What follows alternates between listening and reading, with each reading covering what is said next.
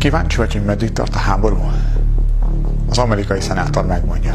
The United States and NATO, we do not care how many Ukrainians die. Not civilians, not women, not children, not soldiers. We do not care. It's become a great football game. We've got our team, they've got our team, rah, rah. We want to get the biggest score and run it up.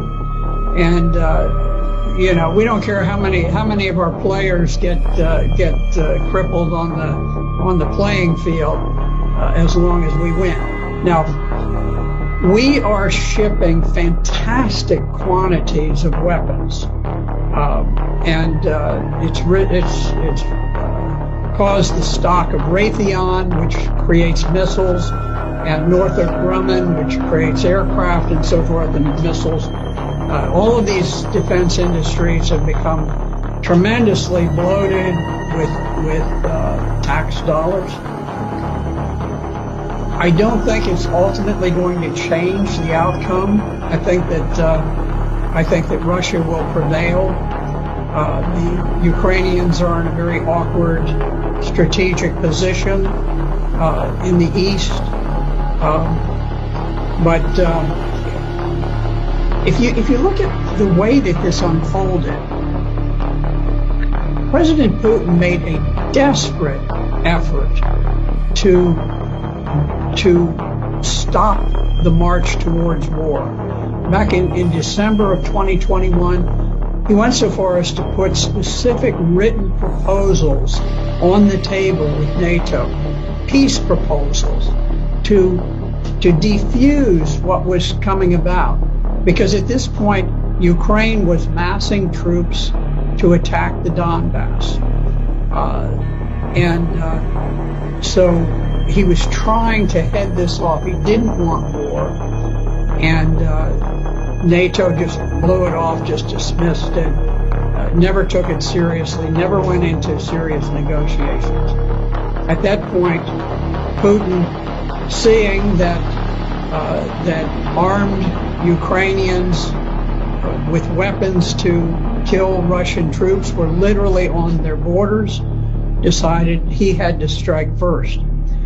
Now, you can see that this was not some pre-planned attack. This was not like Hitler's attack into Poland, where the standard rule of thumb is that you always have a 3-to-1 advantage when you are the attacker. You have to mass 3 times as many tanks and artillery and planes and men as the other side has.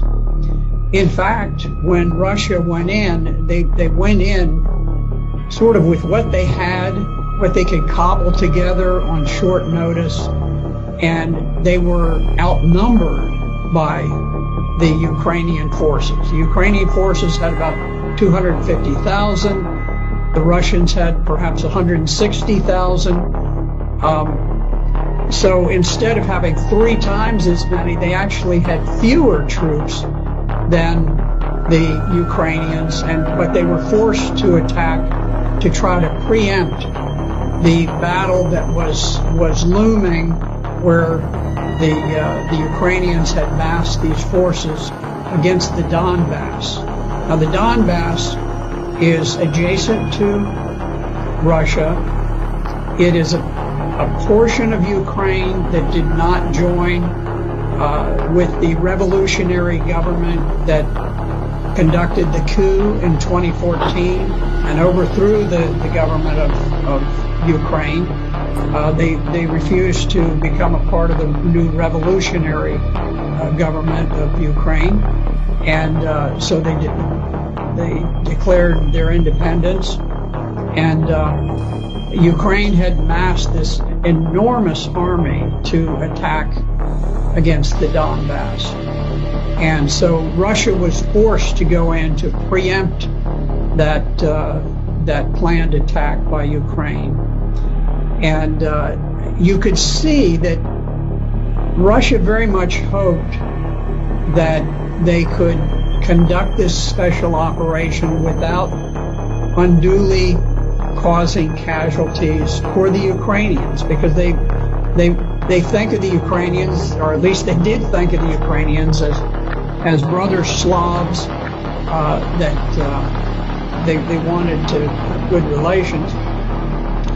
But there was a famous picture with a Russian tank that had been stopped by a gathering of maybe 40 civilians who just walked out in the road and blocked the road, and the tank stopped. I can tell you, in Vietnam, if we had a bunch of people who stood in the way of an American tank going through, that tank would not have slowed down in the slightest. It wouldn't have honked a horn. It wouldn't have done anything. Wouldn't have fired a warning shot. It would have just gone on. And I think that's more typical. I'm not criticizing the Americans. I was there and I was fighting, and I probably would have driven the tank straight through myself. But what I'm saying is that the rules of engagement for the Russians were very, very cautious. They didn't want to create a great deal of hatred and animosity. They've been incredibly reserved about these things, hoping against hope that peace could be achieved. But I don't think Ukraine has anything to do with the decision about peace or war. I think the decision about peace or war is made in Washington, D.C. As long as we want the war to continue, we will fight that war using Ukrainians as proxies, and we will fight it to the last Ukrainian death.